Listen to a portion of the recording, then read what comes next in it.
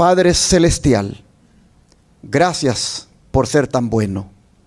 Gracias por tu misericordia que se renueva sobre nosotros cada día. Gracias porque tú no nos has abandonado. A pesar de que no somos buenos hijos, tú no has dejado de amarnos. Y sigues esperando por nosotros al punto que, como el hijo pródigo, volvamos a los brazos de nuestro Padre.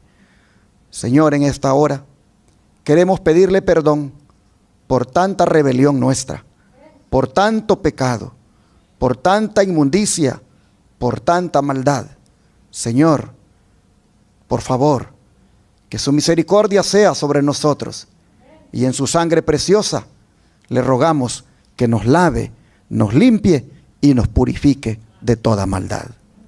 Y así, Señor, habiéndole confesado nuestra culpa, procedemos ahora a abrirle el corazón y presentarle esa petición que ha sido presentada previamente con la mano levantada. Usted ha mirado a mis hermanos y hermanas cómo han levantado su mano, tanto aquí en este templo como allá en sus hogares. Y esa mano le ha indicado a usted la necesidad que hay en la vida de cada uno que la levantó. Le rogamos, Señor, que usted venga en auxilio de todos los que están pasando dificultades, que usted venga en auxilio de todos los que están enfermos, de los que están padeciendo cualquier necesidad, que usted venga, Señor, en su ayuda. Le rogamos que todos los que levantaron la mano aquí y allá en sus casas puedan tener una respuesta suya, de alguna manera, en su tiempo y en su manera y en su voluntad. Y si usted quiere darla ahora, Señor, se la pedimos que nos la dé ahora. Oh Padre, también sometemos nuestra voluntad a la suya, porque finalmente queremos decirle como Jesús se lo dijo, que no se haga como nosotros queremos, sino como usted quiera. Padre, queremos pedirle en este momento por Cristian Pacheco, ante ese tumor maligno que tiene en su cuerpo. Señor, le suplicamos que usted ponga su mano en él y usted extirpe ese tumor. Así también le rogamos por la hermana Nilsa, ante la colonoscopía que se ha de hacer. Le pedimos que usted tenga control de todo y que usted se encargue de su cuerpo y usted la ayude, Señor, y usted revierta cualquier cosa que no esté bien en su colon. Señor, le rogamos que usted pueda estar con ella en ese examen. Asimismo le rogamos por María Cárdenas, ante los dolores terribles que padece. Le pedimos, Señor, que usted venga a ella y ponga bálsamo que cure, que usted le quite ese dolor. Le rogamos, Padre, por su sanidad física, pero también por su sanidad espiritual, pidiéndole, Señor, que ella pueda no solo anhelar ser sanada de los dolores, sino también ser sanada del pecado, y que rinda su vida a usted, pues usted viene muy pronto. Señor, así le pedimos por Olga, que también ponga su mano poderosa en ella y le restaure. Olga, la hermana de nuestra hermana Marta Tames, Señor, le rogamos que usted ponga su mano en ella. Es la madre de nuestra hermana y le pedimos que usted le dé restauración. Asimismo le rogamos por la hermana de Estrella María, que hoy va a ser bautizada. Que usted, Señor, pueda ayudarla a hacer una decisión firme, una decisión donde persevere hasta el final. Que sea un bautismo no solo del agua, sino también del Espíritu. Asimismo, Señor, queremos pedirle por Marco. Usted sabe lo que él ha escrito, cómo siente esas tendencias que son prácticamente pecaminosas y que son contrarias a su palabra. Señor, si él ha pedido que oremos por él, es porque él no quiere que esas tendencias predominen sobre él. Así que le suplicamos que usted le dé victoria sobre esas tendencias, que usted lo ayude, Señor, para que rechace todas las acechanzas del enemigo, para que rechace todas las insinuaciones del enemigo y todas esas tendencias que son, Señor, claramente aberrantes y que son la causa por la cual usted va a traer los juicios en este mundo, que Marcos, Señor, pueda ser librado de ellas, de manera que no sea parte de aquellos que tristemente se han de perder, no solo por eso, sino por otras cosas. Pero siendo que él está reconociendo que es débil y las tendencias están allí, Señor, le pedimos que usted lo haga fuerte, que usted lo haga victorioso y que usted pueda, Señor, cambiarle su apetito, que usted le pueda cambiar sus tendencias, que usted le pueda reformar de manera, Señor, que todo eso salga de su vida y sea un hombre conforme a su voluntad. Ayúdelo, Señor, y dele victoria sobre el pecado. Así, Señor, en este momento nos disponemos para presentar su palabra y le rogamos que de esa palabra pueda venir el mensaje directo a nuestra vida, que de esa palabra pueda venir la esperanza, que esa palabra pueda ser para nosotros la guía, la ruta que nosotros debemos seguir. Bendiga su palabra y bendiga a su pueblo que la va a escuchar. Lo pedimos en el nombre de Jesús. Amén.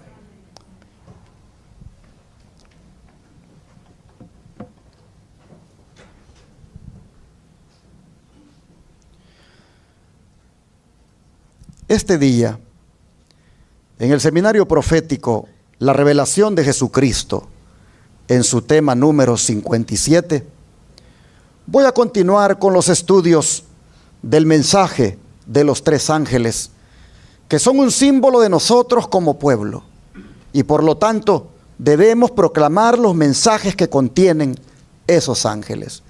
En ese contexto, quiero llamar su atención nuevamente, tal como lo hice el sábado pasado, al mensaje del tercer ángel y el camino al lugar santísimo. Abramos la Biblia en Apocalipsis capítulo 14, versículos 9 al 12. Apocalipsis 14, versículos 9 al 12.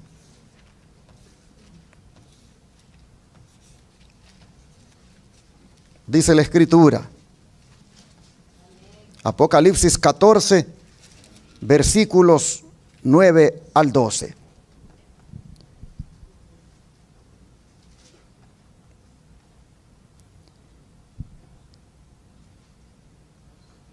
Tal vez voy a leer un poco diferente a la Biblia que ustedes tienen, porque agarré una Biblia que se llama Reina Valera Contemporánea, y lo hice por los pacientes que a veces allá en Shepherd necesitamos que de una manera más clara entiendan algunas cosas. Y esta Biblia, el lenguaje precisamente por eso es contemporánea, porque es pensando en la manera de entendernos de nosotros ahora. Así que van a escuchar un poquito diferente tal vez a lo que ustedes tengan, porque comienza así el versículo 9. A los dos ángeles los siguió un tercero, que a grandes voces decía: el que adore a la bestia y a su imagen, y acepte llevar su marca en la frente o en la mano, también beberá del vino de la ira de Dios, que ha sido vaciado puro en la copa de su ira, y será atormentado con fuego y azufre delante de los santos ángeles y del Cordero. El humo de su tormento subirá por los siglos de los siglos, pues ni de día ni de noche tendrán reposo los que adoren a la bestia y a su imagen, ni nadie que acepte llevar la marca de su nombre. Aquí se verá la paciencia de los santos, de los que obedecen los mandamientos de Dios y mantienen la fe en Jesús. ¿Qué mensaje más solemne es este, mis hermanos? Abarca los dos mensajes precedentes, como son el mensaje del primero y segundo ángel. Y si ustedes se fijan, contiene las amenazas más fuertes para toda la raza humana que uno se pueda imaginar. Y solo se puede escapar de dichas amenazas si uno pone su mirada, como dice el tema, en el lugar santísimo del santuario celestial. Y esto es precisamente lo que hicieron los sobrevivientes del gran chasco de 1844, entre los cuales se encontraba la hermana Elena White.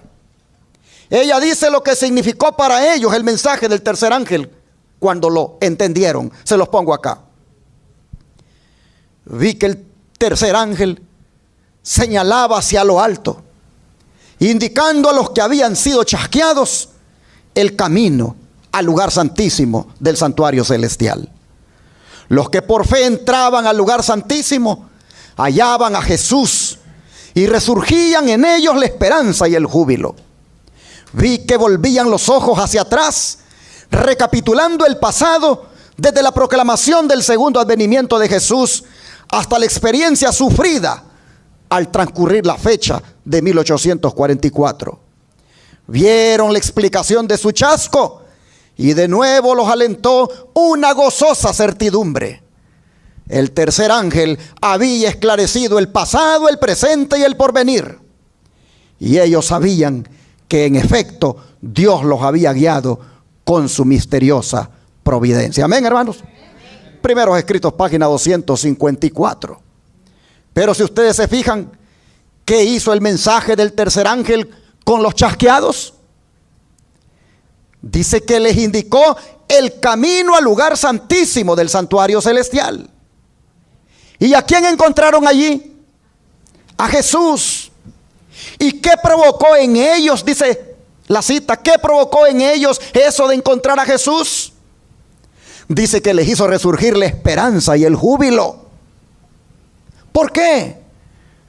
Porque miraron hacia atrás y comprendieron por qué Jesús no había venido a la tierra como ellos lo esperaban el 22 de octubre de 1844. ¿Pero por qué lo esperaban en esa fecha? Porque entonces se cumplía la profecía más larga de la Biblia, como es la de los 2300 días o años. ¿Pero por qué decían ellos que el 22 de octubre se cumplía esa profecía? Porque el ángel que le dio esa profecía al profeta Daniel también le dijo cuándo comenzaría. ¿Qué les parece si la leemos? Vamos a Daniel 8, versículo 14. Daniel 8, versículo 14.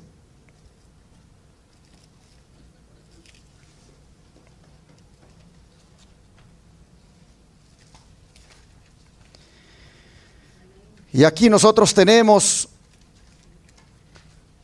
la profecía que dice, Daniel 8, versículo 14.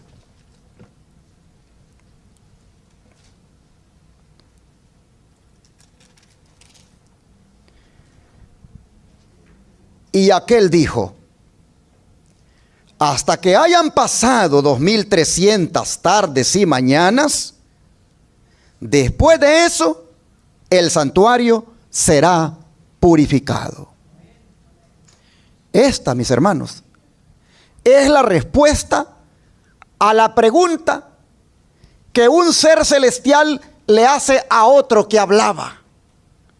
La pregunta era en relación al santuario y sus servicios que serían echados por tierra y pisoteados. El ser celestial le ha contestado en este versículo de que eso, de que el santuario sería pisoteado, que sería echado por tierra, llegaría hasta 2300 tardes y mañanas y luego el santuario sería purificado. Pero las 2300 tardes y mañanas son días, pues la Biblia dice que los días se componen de tarde y mañana. ¿Y a partir de cuándo le dijo el ángel que debía comenzar a contarse esos 2300 días? En el capítulo 9 de aquí mismo de Daniel, en los versículos 20 en adelante, vea lo que le dice el ángel. Capítulo 9, versículo 20 en adelante.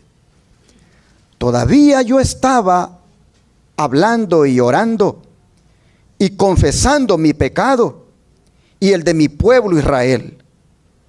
Todavía estaba yo derramando mi ruego ante el Señor mi Dios en favor de su santo monte, y orando sin cesar. Cuando hacía la hora del sacrificio de la tarde, vi que Gabriel, el hombre que antes había visto en la visión, volaba hacia mí apresuradamente. Habló conmigo y me explicó: Daniel, si he salido ahora, ha sido para infundirte sabiduría y entendimiento. La orden fue dada en cuanto tú comenzaste a orar, y yo he venido a explicarte todo, porque Dios te ama mucho. Así que entiende la orden y la visión. Vamos a parar aquí porque aquí merece hacerse un comentario. Hermanos y hermanas, miren ustedes el concepto que Dios tiene de Daniel. Dice que Dios ve en Daniel a una persona muy amada por él. Y llama la atención que el ángel le diga que cuando él comenzó a orar, se le dio la orden para que viniera a explicarle todo. Hermanos, hay veces cuando nosotros no nos damos cuenta, pero apenas empezamos a orar y ya el Señor nos está respondiendo. Hay veces cuando el Señor nos da respuestas inmediatas, ya sea favorables o no favorables. Pero cuando no son favorables, siempre es porque Él nos ama mucho. A veces nosotros pensamos que Dios contesta las oraciones, pero si me las contesta como yo digo. Si no las contesta como yo digo, entonces decimos: Dios no me contestó. ¿Cómo que no te contestó? Claro que te contestó, pero te contestó como todo un padre responsable, diciéndote: no, hijo, porque eso no es conveniente para ti. O te contestó diciéndote: en este caso, hijo, vas a tener que desarrollar paciencia y vas a tener que esperar. Así que el concepto de que Dios contesta las oraciones porque Él las contesta positivas es un concepto equivocado. Hermanos y hermanas, siempre que nos conteste el Señor, independientemente negativo o positivo, siempre es Dios contestando nuestra oración. ¿Cuántos lo creen? Hermanos y hermanas, pero qué interesante. Dice: porque Dios te ama mucho. La orden me fue dada en cuanto tú comenzaste a orar. ¡Wow! ¡Qué rápido! Y ahora le va a decir lo que le trae, la explicación. Versículo 24. Le dice: se ha concedido a tu pueblo y a la santa ciudad un plazo de 70 semanas para poner fin a sus pecados y transgresiones, para que expíen su iniquidad y establezcan la justicia de manera perdurable, y para que sellen la visión y la profecía y unjan al santo de los santos. Así que debes saber y entender que desde que se emita la orden para restaurar y edificar a Jerusalén y hasta que llegue el Mesías príncipe, transcurrirán 7 semanas y 62 semanas más. Y luego se volverá a reconstruir la plaza y la muralla. Serán tiempos angustiosos. Después de las 62 semanas, se le quitará la vida al Mesías, sin que Él intervenga en esto. Y el pueblo de un príncipe que está por venir destruirá la ciudad y el santuario. El fin vendrá como una inundación y habrá destrucción hasta que la guerra termine. Durante una semana ese príncipe confirmará su pacto con muchos, pero la mitad de la semana suspenderá los sacrificios y las ofrendas. Después de muchas cosas repugnantes, vendrá el destructor hasta que llegue el fin y caiga sobre el desolador lo que está determinado que sobrevenga. Quiero llamar su atención, hermanos, a que esta es la predicción mesiánica más poderosa de la Biblia. Porque aquí se le está diciendo a Daniel: mira, Daniel, va a haber un periodo de 70 semanas que son para ti y tu pueblo. Son para el pueblo judío. En este periodo va a aparecer el Mesías. En este periodo va a ser ungido el Mesías. En este periodo el Mesías inclusive se le va a dar muerte. Hermanos, 70 semanas son 490 días. Porque cuando se multiplica 70 por 7 días que tiene una semana, nos dan 490 días. Pero el ángel dice que esos 490 días están determinados para el pueblo de Daniel, es decir, para el pueblo judío. En la Reina Valera del 60 dice, están determinadas para tu pueblo, Daniel. Pero la frase determinadas, en el idioma original hebreo de donde han sido traducidas esas palabras o esa palabra, realmente quiere decir descontadas o cortadas. De manera, mis hermanos, que como no hay un periodo más largo de tiempo que Daniel hubiera recibido previamente para decir que se hubiera cortado de allí las 70 semanas, más que solamente los 2300 días o de 2300 tardes y mañanas, se asume, mis hermanos, que las 70 semanas son descontadas. Vuelvo a repetir, del periodo más largo que Daniel había recibido, como es el de las 2300 tardes y mañanas. El ángel dice que las 70 semanas van a comenzar a partir de la salida de la orden para restaurar y edificar a Jerusalén. Entonces solo necesitamos encontrar la orden en la historia. Y esa fue dada en el año 457 antes de Cristo por el rey persa Artajerjes I Longímano. Años antes, los reyes Ciro y Darío habían dado una orden también, pero no fue sino la del año 457, la definitiva, para que la nación judía volviera a existir como tal en el mundo. Cabe mencionar, hermanos, a este momento, que los 2300 días y 490 días o 70 semanas no son literales, son simbólicos, son proféticos. Porque si tomamos como literales los 2300 días, eso nos daría un poco más de 6 años. Y no hubo a partir del año 457 ningún santuario que fuera purificado aquí en la tierra. Es más, ni santuario había, porque Babilonia lo había destruido y el de Herodes ni siquiera se había construido. Así que los intérpretes de la Biblia vieron en esos periodos proféticos, y les aplicaron el principio de interpretación profética en profecía apocalíptica de día por año, tal como lo dice el libro de Números y el libro de Ezequiel. Y entonces concluyeron que los 2300 días eran 2300 años y que las 70 semanas o 490 días eran 490 años, aplicando dicho principio de día por año. El don de profecía, comentando esto, vean lo que dice. El ángel había sido enviado a Daniel con el objeto expreso de que le explicara el punto que no había logrado comprender en la visión del capítulo 8. Es decir, el dato relativo al tiempo, el que dice hasta 2300 tardes y mañanas, entonces será purificado el santuario.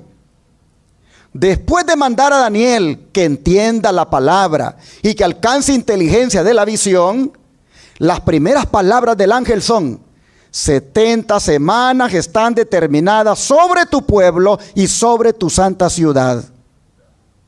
Y se lo puse en amarillo, hermano, para que usted vea lo que quiere decir eso, que están determinadas. La palabra traducida aquí por determinadas significa literalmente ¿qué cosa? Descontadas.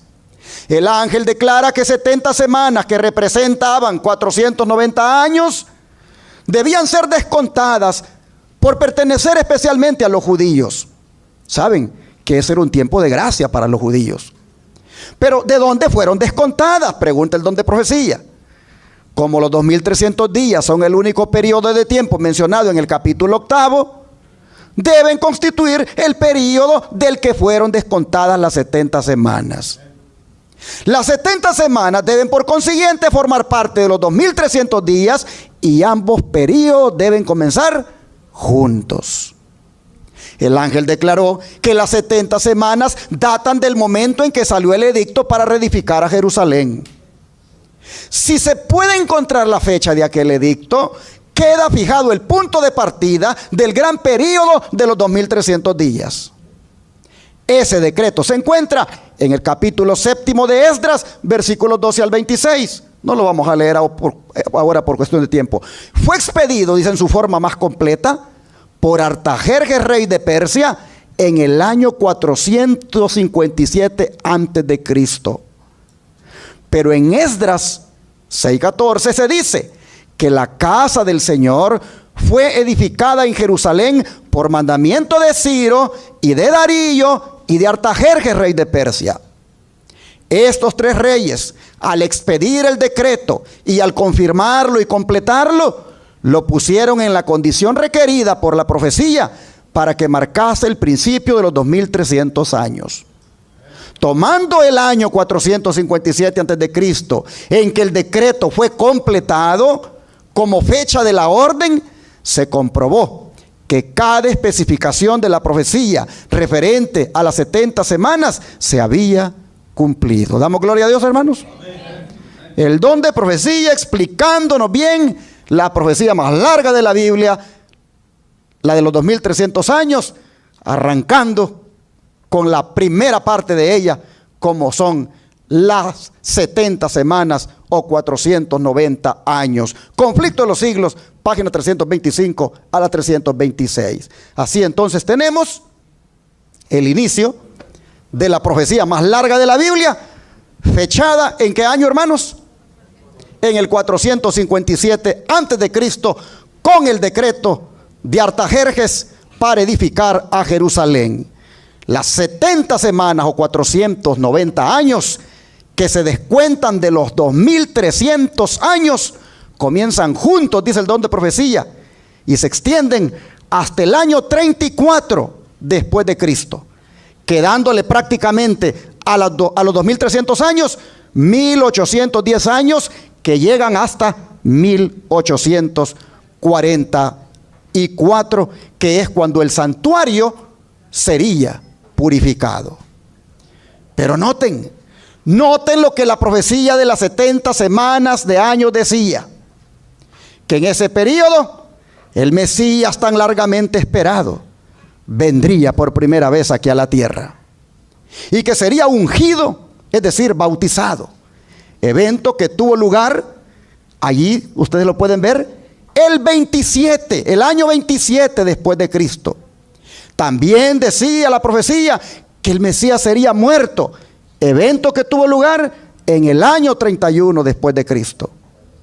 Oh, hermanos y hermanas, el don de profecía lo comenta todo esto de una manera magistral. Miren ustedes, desde la salida de la palabra para restaurar y edificar a Jerusalén hasta el Mesías príncipe, habrá 7 semanas y 62 semanas. Es decir, 69 semanas, o sea, 483 años. El decreto de Artajerjes fue puesto en vigencia en el otoño del año 457 a.C. Partiendo de esta fecha, los 483 años alcanzaron al otoño del año 27 después de Cristo. Entonces fue cuando esta profecía se cumplió. La palabra Mesías significa el ungido. En el otoño del año 27 después de Cristo fue bautizado Cristo por Juan y recibió la unción del Espíritu Santo. Pues dice Hechos 10:38 que el apóstol Pedro testifica que a Jesús de Nazaret Dios le ungió con el Espíritu Santo con poder. Y el mismo Señor declaró: el Espíritu del Señor está sobre mí, por cuanto me ha ungido para anunciar buenas nuevas a los pobres. Lucas 4:18. Y así el conflicto de los siglos, página 326, nos dice cómo se fueron cumpliendo prácticamente lo que la profecía decía. Pero yo quiero llamar su atención a lo que está en amarillo. En el otoño del año 27 después de Cristo, Cristo fue bautizado por Juan. ¿Cuántos años dice la Biblia que tenía Jesús cuando fue bautizado? Dice que tenía como 30 años. Si en el año 27 Cristo tenía como 30 años, y es en el otoño, cuente usted 30 otoños para atrás, y le va a llevar allá al otoño del año 4 antes de Cristo. ¿Y cuándo es el otoño? El otoño es entre finales de septiembre y principios de octubre, el principio del otoño. Si los pastores estaban con sus ovejas en el campo aquel día, cuando el ángel vino a decirles que había nacido el Mesías, y si son 30 otoños los que hay que contar para atrás, del año 27 cuando Cristo es bautizado, claramente, hermanos, nosotros vemos que Jesús no nació en diciembre, nació en el otoño. Porque si el 27, en el otoño del año 27, Él tiene 30 años, cuente 30 otoños para atrás. Él nace en el otoño. Ahora, hermanos y hermanas, el Señor no quiso que supiéramos qué día del otoño. Él no quiso que supiéramos qué día del otoño para que no hiciéramos del día del nacimiento de Jesús una idolatría como la está haciendo hoy el mundo cristiano al estar falsamente celebrando su nacimiento en diciembre, en el día que nació Tamuz.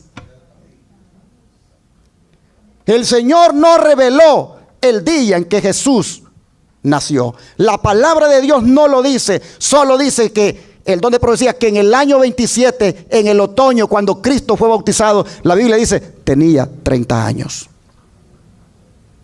Hermanos y hermanas, Jesús pudo haber nacido en estos días. Hoy tenemos, ¿cuánto? Hoy es 5 de octubre, ¿verdad? Jesús pudo haber nacido en estos días, entre finales de septiembre y principios de octubre. No puede ponerlo usted al final del otoño porque ya allí ya se está poniendo más frío. Y ningún pastor va a andar con las ovejas allá en el campo de madrugada con esos climas tan adversos allá en Palestina. Tuvo que haber nacido el Señor al principio del otoño, en algún día. Pero el Señor dijo, esto no lo vamos a revelar para que no hagan del día del nacimiento de Jesús un día idólatra. Pero volviendo a la profecía que estamos estudiando, ¿qué dice el don de profecía que sucedió después del bautismo de Jesús? Dice, y en otra semana confirmará el pacto a muchos. La semana de la cual se habla aquí es la última de las 70. Son los 7 últimos años del periodo concedido especialmente a los judíos. Durante ese plazo que se extendió del año 27 al año 34 después de Cristo, Cristo primero en persona y luego por intermedio de sus discípulos presentó la invitación del evangelio especialmente a los judíos. Cuando los apóstoles salieron para proclamar las buenas nuevas del reino, las instrucciones del Salvador fueron: por el camino de los gentiles no iréis y en ciudades samaritanos no entréis. Porque era la oportunidad para los judíos, hermanos. Era el tiempo de gracia para los judíos. A la mitad de la semana, dice, hará cesar el sacrificio y la ofrenda. Eso sucedió en el año 31 después de Cristo. 3 años y medio después de su bautismo, nuestro Señor fue crucificado. Y así cesó el sacrificio y la ofrenda que se llevaba diariamente en el santuario terrenal. Con el gran sacrificio, dice, ofrecido en el Calvario, terminó aquel sistema de ofrendas que durante 4000 años había prefigurado al Cordero de Dios. El tipo se encontró con el antitipo y todos los sacrificios y oblaciones del sistema ceremonial debían cesar. Las 70 semanas o 490 años concedidos a los judíos terminaron, como lo vimos, en el año 34 después de Cristo. En dicha fecha, por auto del Sanedrín judaico, la nación selló su rechazamiento del evangelio con el martirio de Esteban y la persecución de los discípulos de Cristo. Entonces el mensaje de salvación, no estando más reservado exclusivamente para el pueblo elegido, fue dado al mundo. Hasta aquí cada uno de los detalles de las profecías se ha cumplido de una manera sorprendente. Y el principio de las 70 semanas queda establecido irrefutablemente en el año 457 a.C. y su fin en el año 34 después de Cristo. Partiendo de esta fecha, no es difícil encontrar el término de los 2300 días. Pues las 70 semanas o 490 días descontadas de los 2300 días, ahora le quedan 1800 días a esa profecía. Concluidos los 490 días, dice, quedaban aún por cumplirse los 1810 días. Contando desde el 34 después de Cristo, los 1800 años alcanzan hasta el año 1844. Por consiguiente, los 2300 días de Daniel 8:14 terminaron ¿cuándo, hermanos? En 1844. Al fin de este gran período profético, según el testimonio del ángel de Dios, el santuario debía ser purificado. De este modo, la fecha de la purificación del santuario, la cual se creía casi universalmente que se verificaría en el segundo advenimiento de Cristo, quedó definitivamente establecida. Conflicto de los siglos, página 328. Y así, hermanos y hermanas, el don de profecía nos ha explicado la profecía de los 2300 años que terminarían cuando el santuario sería purificado en 1844. Pero quiero que se fije en lo que está de color amarillo, porque ahí hay algo, hermanos, que hay que tomar en cuenta. Y es que en los días de Elena White se creía, dice, casi universalmente, que ese santuario que iba a ser purificado tomaría lugar en la segunda venida de Cristo. Y como en 1844 la profecía decía que el santuario sería purificado, ellos dijeron, Cristo viene. Y comenzaron a predicar el mensaje del primer ángel: temer a Dios y darle gloria, porque la hora de su juicio ha llegado, con Jesús viniendo aquí a la tierra. Ellos comenzaron a predicar de que se preparara el mundo para el 22 de octubre de 1844, porque ese día el Señor vendría, pues ellos consideraban que el santuario era este planeta Tierra y solo podía ser purificado con fuego y azufre en la venida del Señor. Oh, hermanos y hermanas, casi universalmente creían que ese santuario que iba a ser purificado, se verificaría ese evento en el segundo advenimiento de Cristo. Cosa, mis hermanos, que no era así. Y esa mala interpretación del evento fue lo que les produjo el gran chasco. La fecha del 22 de octubre de 1844 estaba correcta, pero el evento que ellos estaban entendiendo que iba a ocurrir, ese evento no estaba correcto en su entendimiento, porque Cristo sí vendría esa fecha, pero no a la tierra. Entonces, ¿a dónde? El don de profecía dice, Cristo había venido no a la tierra como ellos lo esperaban, sino como estaba simbolizado en el tipo, es decir, al lugar santísimo del templo de Dios en el cielo. El profeta Daniel lo representa como viniendo en ese tiempo al anciano de días. Pues dice, estaba mirando en visiones de la noche, y he aquí que sobre las nubes del cielo venía uno parecido a un hijo de hombre, y vino no a la tierra, sino al anciano de días, y lo trajeron delante de él. Dice Daniel 7:13. Y esto está en Cristo en su santuario, página 100. ¿A dónde vino Jesús el 22 de octubre de 1844, hermanos? ¿A dónde vino? Al lugar santísimo del santuario celestial. Sigue diciendo el don de profecía. Tanto la profecía de Daniel 8:14 hasta 2300 tardes y mañanas, luego el santuario será purificado, como el mensaje del primer ángel, temed a Dios y dadle gloria, porque la hora de su juicio ha llegado, señalaban al ministerio de Cristo en el lugar santísimo, al juicio investigador y no a la venida de Cristo para la redención de su pueblo y la destrucción de los impíos. De manera que el error no había estado en el cómputo de los periodos proféticos, sino ¿en qué?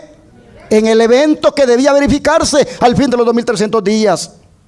Debido a este error, los creyentes habían sufrido un chasco. Sin embargo, se había cumplido todo lo predicho por la profecía y todo lo que alguna garantía bíblica permitía esperar. En el mismo momento en que estaban lamentando la defraudación de sus esperanzas, se había realizado el evento que estaba predicho por el mensaje y que debía cumplirse antes que el Señor pudiera aparecer para recompensar a sus siervos. ¿Qué cosa, mis hermanos? Los cómputos estaban bien, pero el evento que ellos entendieron que tomaría lugar, ese no estaba bien. Porque el santuario que sería purificado al fin de los 2300 años no estaba aquí en la tierra, sino que está ¿dónde? En el cielo. ¿Y por qué Dios no les reveló eso a ellos para que no experimentaran ese chasco? ¿Por qué no se los reveló? Porque eso era parte de los 7 truenos que Juan escuchó y que Jesús le dijo: no escribas lo que los 7 truenos han dicho. Vamos a leer Apocalipsis 10, versículo 3 y 4. Apocalipsis 10, versículo 3 y 4.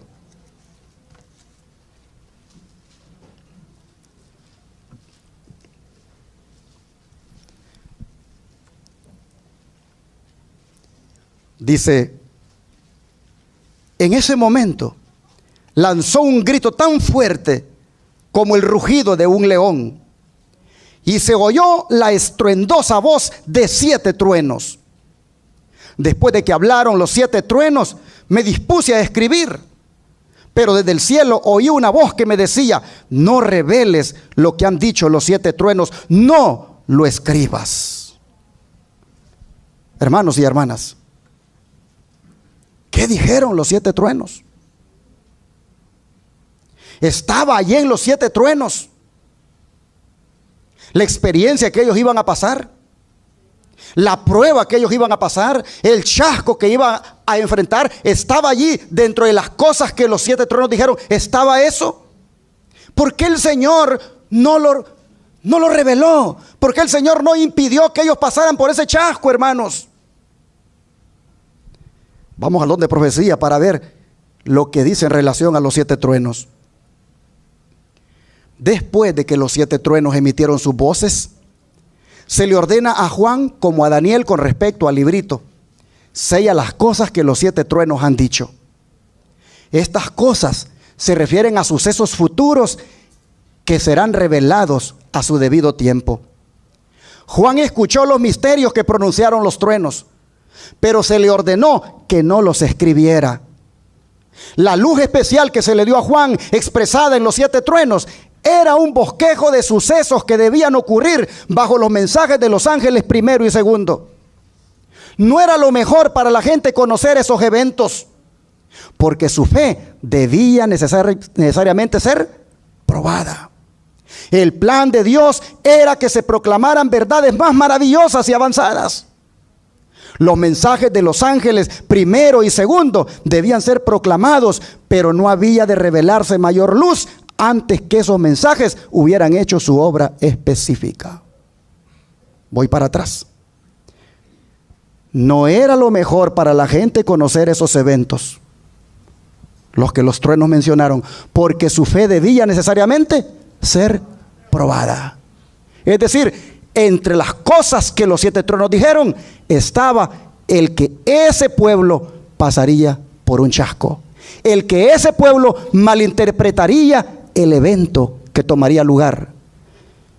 Pero el Señor no permitió que se revelara, porque necesariamente la fe de ellos debía ser probada, y lo subrayé, porque el plan de Dios era que se proclamaran verdades más maravillosas y avanzadas. ¿Y cuáles podrían ser esas verdades más maravillosas y avanzadas que se proclamarían después del gran chasco? ¿Cuáles podrían ser? Sin duda, las que tienen que ver con la última fase del ministerio intercesor de Cristo. Las que tienen que ver con el juicio investigador que tomaría lugar a partir de 1844. Sin duda, las que tienen que ver con la verdad de la santa ley de Dios que sigue siendo válida. Sin duda, las que tienen que ver con la verdad del cuarto mandamiento que manda guardar el santo sábado. Y otras verdades más, como la reforma pro salud y el estado de los muertos. Esas verdades, voy para atrás, dice, era el plan de Dios que se proclamaran esas verdades maravillosas y avanzadas. Y por eso, en los 7 truenos, no permitió que Juan escribiera que la fe de aquellos iba a ser probada al equivocarse en la interpretación del evento. Oh, hermanos y hermanas, y es aquí donde el mensaje del tercer ángel fue clave para los sobrevivientes de aquel chasco, pues el don de profecía dice que ese mensaje del tercer ángel les indicó a ellos el camino al lugar santísimo. Y cuando vieron a Jesús allí, lo entendieron todo y el chasco les quedó aclarado. Amén, hermanos. Pero, ¿qué vieron los adventistas a Jesús haciendo allí, aparte de interceder por sus hijos fieles? ¿Qué vieron los adventistas? Miren lo que sigue revelado. Se me mostró que el residuo siguió por la fe a Jesús en el lugar santísimo, y al contemplar el arca y el propiciatorio, fue cautivado por su esplendor. Jesús levantó entonces la tapa del arca, y he aquí que se vieron las tablas de piedra con los 10 mandamientos grabados en ellas. El residuo leyó aquellos vívidos oráculos, pero retrocedió tembloroso al ver que el cuarto mandamiento estaba rodeado de una aureola de gloria, y brillaba en él una luz mucho más viva que en los otros 9. Ningún indicio encontró allí de que el descanso sabático se hubiera abolido o trasladado al primer día de la semana. El mandamiento está escrito tal como lo dictó la voz de Dios en solemne e imponente majestad sobre el monte, entre el fulgor de los relámpagos y el estampido de los truenos. Era el mismo mandamiento que con su propio dedo escribió en las tablas de piedra: 6 días trabajarás y harás toda tu obra, mas el 7º día es reposo para Jehová tu Dios. Los fieles se admiraron de la solicitud con que estaban cuidados los 10 mandamientos, pues junto a Jehová, cubiertos y protegidos por su santidad, vieron que habían estado pisoteando el cuarto mandamiento del decálogo, observando un día transmitido por los paganos y papistas en vez del día santificado por Jehová. ¿Y qué hicieron, hermanos? Se humillaron ante Dios y lamentaron sus pasadas transgresiones. En otras palabras, dijeron: ¿cómo esperábamos que Él nos llevara el 22 de octubre de 1844 cuando estábamos guardando un día pagano? El domingo es un día pagano, hermanos. Es un día dedicado al dios Sol por las religiones paganas. ¿Cómo es posible, dijeron, que nos pudiéramos ir el 22 de octubre de 1844 para el cielo con Jesús cuando estábamos transgrediendo su ley? Voy para atrás porque mire, dice que sintieron, vamos aquí, creo que está. Aquí esta parte donde dice que retrocedieron temblorosos cuando miraron allí a levantar Jesús la tapa del arca y miraron las tablas de piedra con los 10 mandamientos grabados.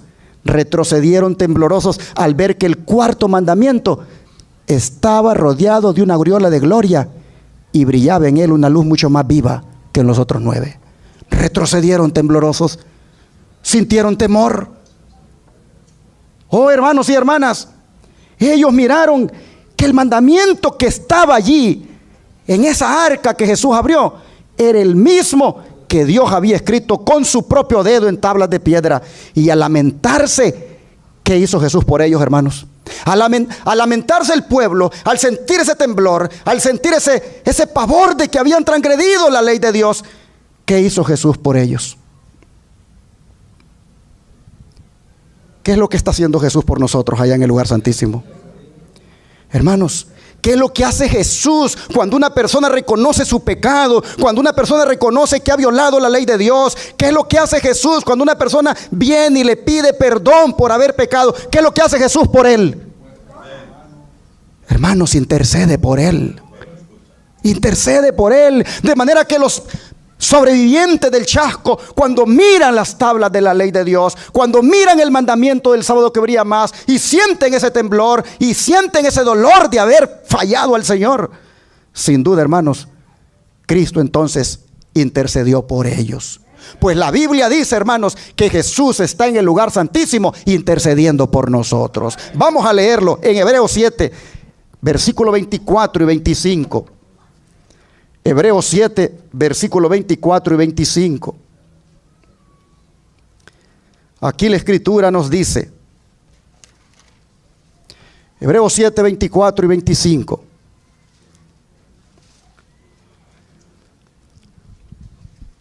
Pero Jesús tiene un sacerdocio inmutable porque permanece para siempre.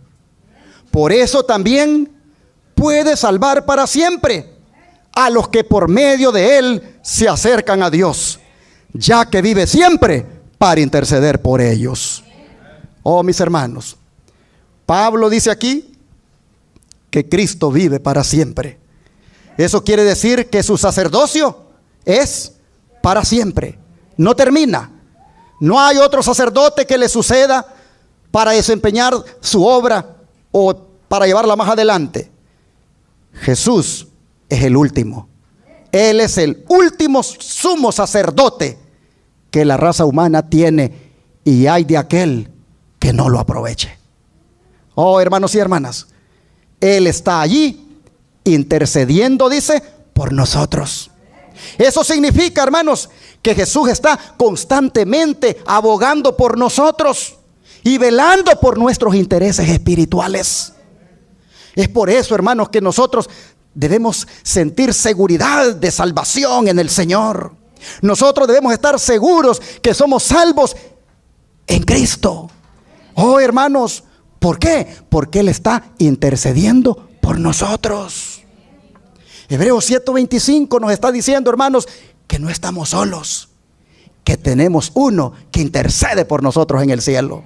Tenemos uno, hermanos, que está allá velando por nosotros. Su sacrificio eterno y su papel como mediador nos ofrecen, hermanos, a todos nosotros confianza. Así que no tengamos duda, tengamos la seguridad que con nosotros está Jehová de los ejércitos. Jesús, nuestro intercesor, Él es nuestro sumo sacerdote. Él, hermanos, Él es el que nos consuela. Si usted se ha sentido mal, busque del Señor. Él todavía está intercediendo por usted. Va a haber un día en que Él va a decir, consumado es. El que es sucio siga siendo sucio, y el que es santo siga siendo santo. Pero mientras Él no diga esas palabras, abogado tenemos para con el Padre, a Jesucristo el justo.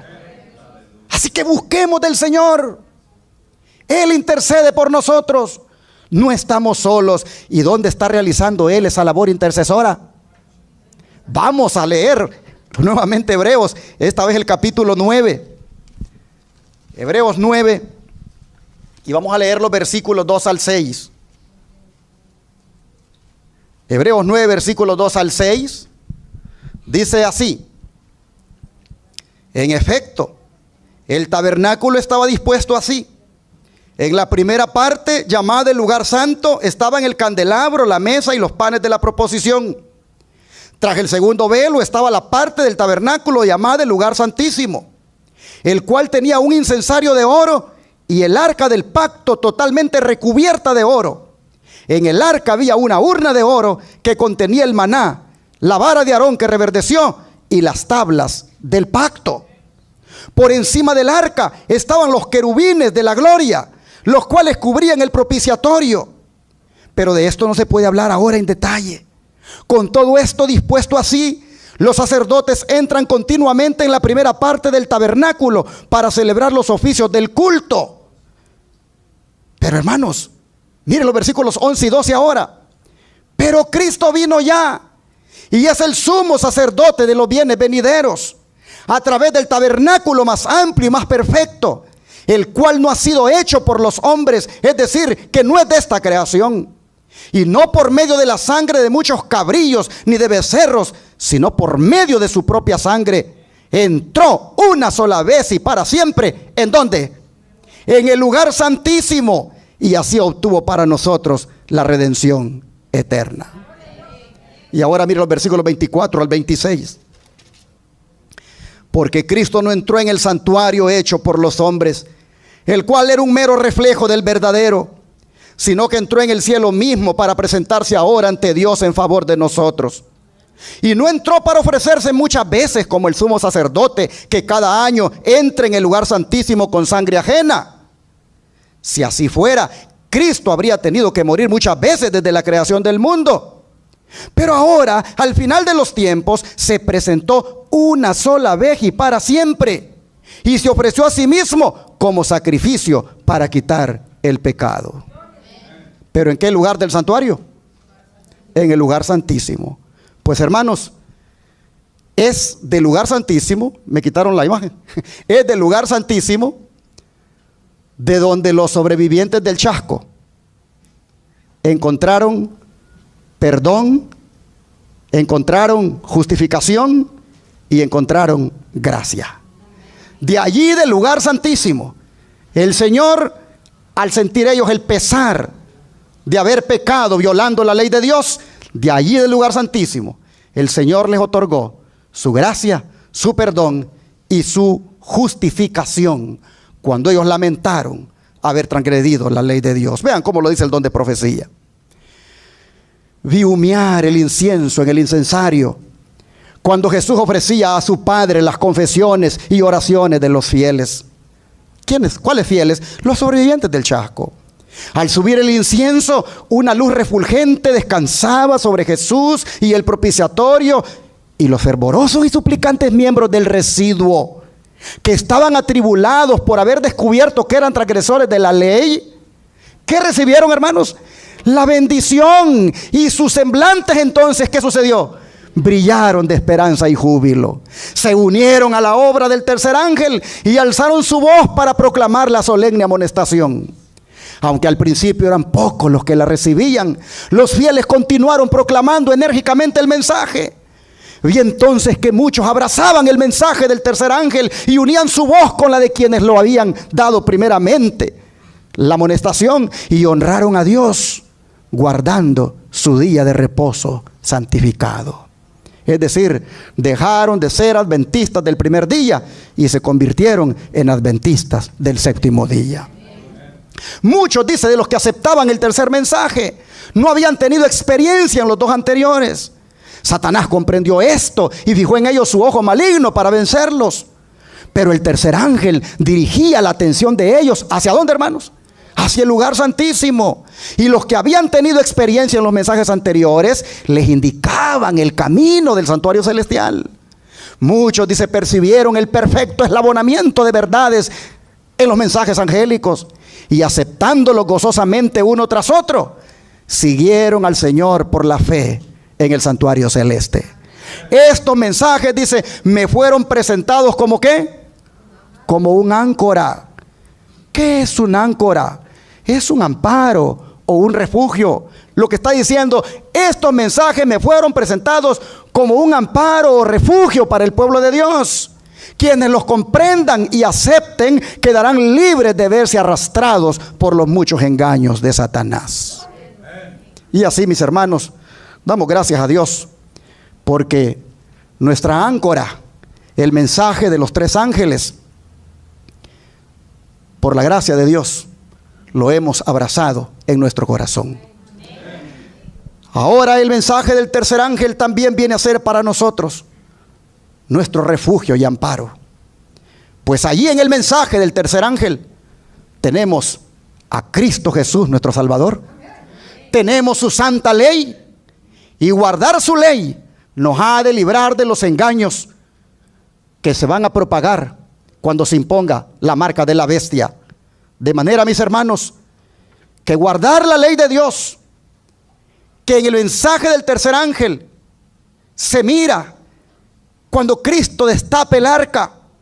Guardar la ley de Dios, hermanos, nos va a librar de que las plagas caigan sobre nosotros. Porque los que guarden la ley de Dios y guarden su santo sábado no adorarán a la bestia ni a su imagen, ni recibirán su marca en la frente o en la mano. Los que guarden la ley de Dios, los 10 mandamientos de la ley de Dios, y guarden el sábado, hermanos, eso será para ellos un áncora, es decir, un amparo y un refugio ante esos engaños que se van a propagar en el tiempo final. Y cuando las plagas caigan sobre los que adoren a la bestia y a su imagen y reciban su marca en su frente y en su mano, cuando esas plagas caigan sobre ellos, los que guarden los mandamientos de Dios y guarden el santo sábado serán guardados por Jehová nuestro Dios. De manera, mis hermanos, que quiero animarles para que sigamos siendo fieles al mensaje del tercer ángel, con todo lo que envuelve su justicia, su ley, su sábado, su juicio y su intercesión. Usted no puede destacar solo un punto. Usted tiene que ser completo. El mensaje del tercer ángel tiene que ver con la justicia de Cristo, la ley de Dios que demanda dicha justicia, el santo sábado, el juicio de Dios y la intercesión de Cristo por nosotros. Seamos fieles al mensaje del tercer ángel, hermanos, y como aquellos dirigieron su mirada al lugar santísimo, que el mensaje del tercer ángel dirija nuestra mirada también al lugar santísimo. Hagamos lo que dice el apóstol Pablo en Colosenses 3, versículo 1 y 2. Y con esto cerramos. Colosenses 3, versículos 1 y 2. Dice el apóstol Pablo así: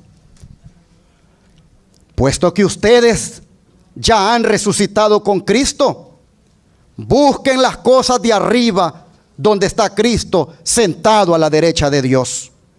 Pongan la mira en las cosas del cielo y no en las de la tierra. Y vamos a leer el 3 y 4. Porque ustedes ya han muerto y su vida está escondida con Cristo en Dios. Cuando Cristo, que es la vida de ustedes, se manifieste, entonces también ustedes serán manifestados con Él en gloria. Pero antes hay que cumplir con la condición. Y la condición es tener, hermanos, nuestra mirada en las cosas de arriba, donde está Cristo sentado a la derecha de Dios. Eso no es otra cosa que tener nuestra mirada en el lugar santísimo y todo lo que allí está ocurriendo. Que Dios bendiga su palabra y que todos aquí que hemos resucitado ya con Cristo, mantengamos nuestra mirada siempre puesta en el lugar santísimo donde está nuestro divino intercesor. Que Dios le bendiga.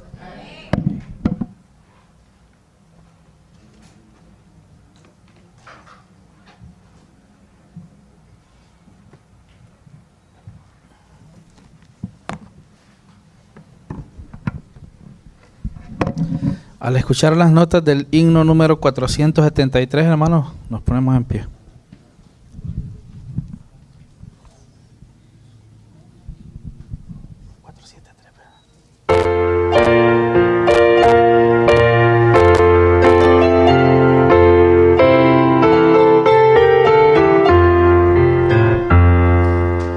Oh, día delicioso, de gozo, amor y paz, de llanto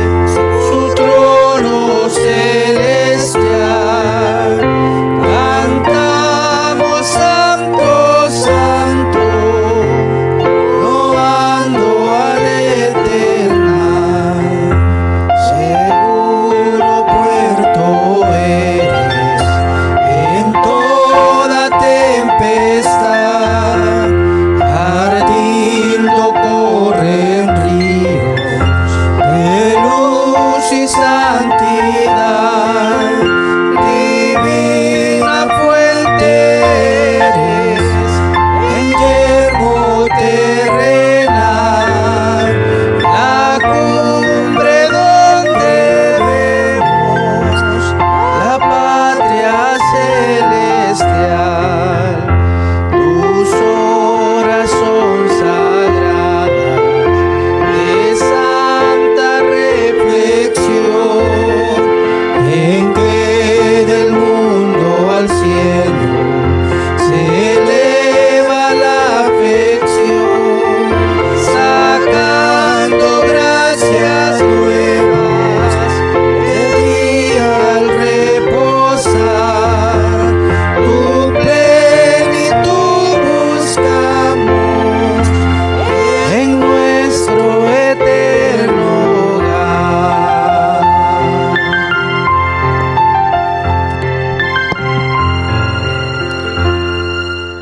Fíjense las últimas palabras del himno que hemos cantado. Tus horas son sagradas de santa reflexión, en que del mundo al cielo se eleva la afección. Sacando gracias nuevas de ti al reposar, tu plenitud buscamos, ¿en dónde? En nuestro eterno hogar.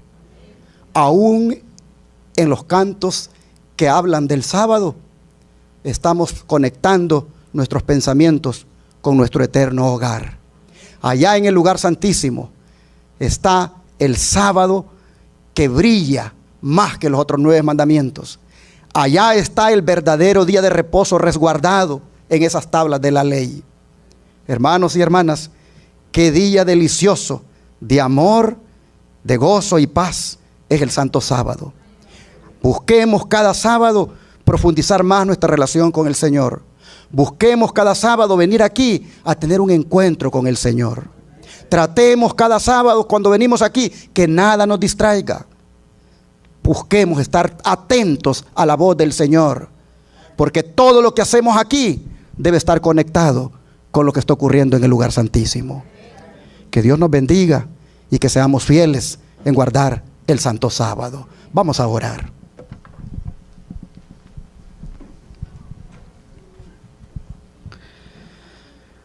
Padre Celestial, te damos gracias porque desde el mensaje del tercer ángel nos has mandado al lugar santísimo a ver lo que está implicado allí y que claramente tiene una gran relación con ese mensaje del tercer ángel. Señor, hoy vemos que allí en el lugar santísimo están tus santos mandamientos. Allí está tu justicia. Allí está, Señor, tu intercesión. Allí está, Señor, el juicio que se está llevando a cabo. Y allí estás tú como nuestro abogado. De manera, Señor, que ¿qué podemos hacer? Solamente como hicieron aquellos, tener temor de ser respetuosos a tu santa ley, tener temor de no ofenderte, de no violar tu santa ley. Y si lo hemos hecho, aprovechar ahorita que tú estás intercediendo por nosotros para que allí entonces nos des tu perdón. Padre, te rogamos que de ahora en adelante andemos revestidos de ti. Te rogamos que de aquí en adelante tu manto de justicia sea el que nos cubra y que busquemos, Señor, mantener esas ropas blancas del carácter limpias por la sangre de Cristo. Te suplicamos, Señor, que mientras estás intercediendo por nosotros aquí en la tierra, con tu ayuda logremos victoria sobre el pecado. Oh Padre, te pedimos que nuestra mirada no se quite del lugar santísimo, y cuando la puerta de ese lugar se cierre y tú digas se acabó la intercesión, que nosotros entonces hayamos quedado sellados para salvación. Te rogamos esto en el nombre de Jesús. Amén.